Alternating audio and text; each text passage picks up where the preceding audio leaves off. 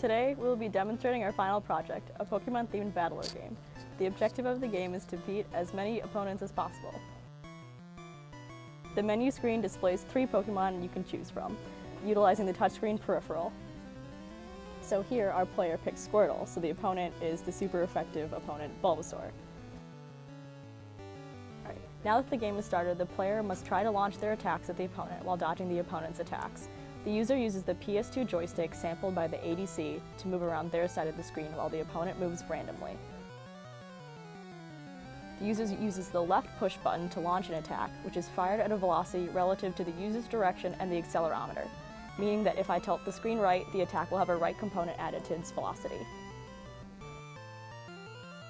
The player has 8 hits it can take before the game ends. This is managed by the IO Expander LEDs using an 8-bit health counter that is shifted based on whether the user was hit or if health was restored.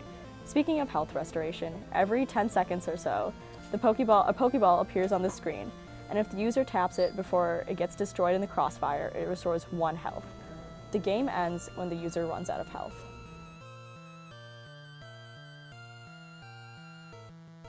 The EEPROM is utilized by saving the high score, where the score is the number of opponents the user defeats. This is displayed on the endgame screen.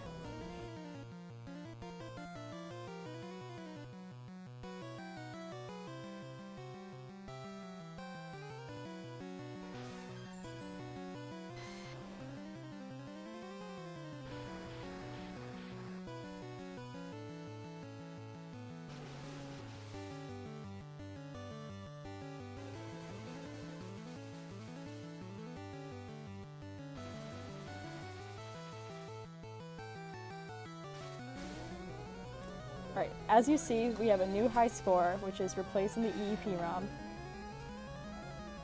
and we're the best.